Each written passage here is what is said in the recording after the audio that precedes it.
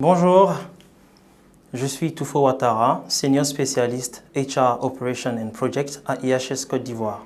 Aujourd'hui, pour cette capsule, nous allons vous parler de la validation d'une action de formation initiée par un salarié.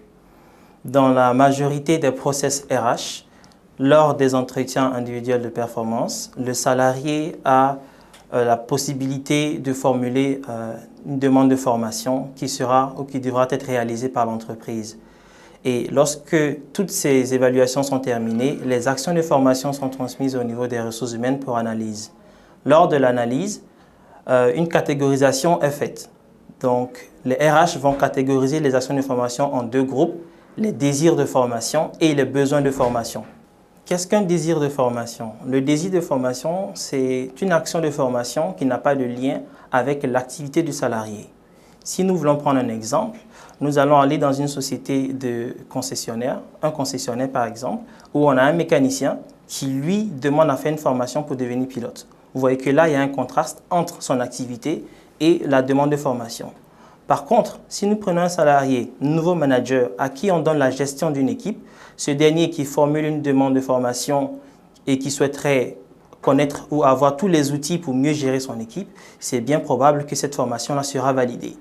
Et lorsque ces deux catégorisations sont faites, on va maintenant passer à la priorisation des actions de formation ou des besoins réels de formation, où on va les classer par ordre d'importance ou par ordre d'urgence. Comment faire ou quelles sont les questions qu'il faut se poser pour pouvoir faire valider sa formation? C'est simple.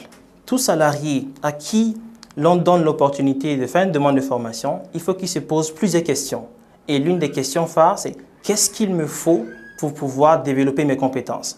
Donc, si je suis quelqu'un qui doit produire assez de rapports et que ces rapports soient dynamiques, il est mieux que cette personne-là choisisse une formation en Excel ou une formation en Power BI en vue de parfaire ces différents rapports.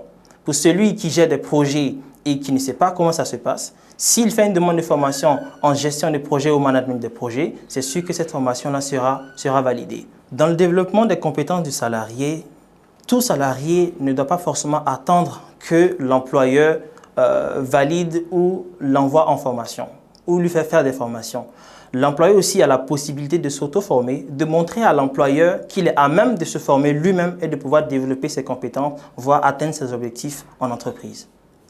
J'espère que ces petits détails vont vous permettre de pouvoir mieux choisir vos formations, de mieux décider de comment est-ce que vous voulez développer vos compétences en entreprise et aussi pour vous auto-former. Merci beaucoup et à très bientôt.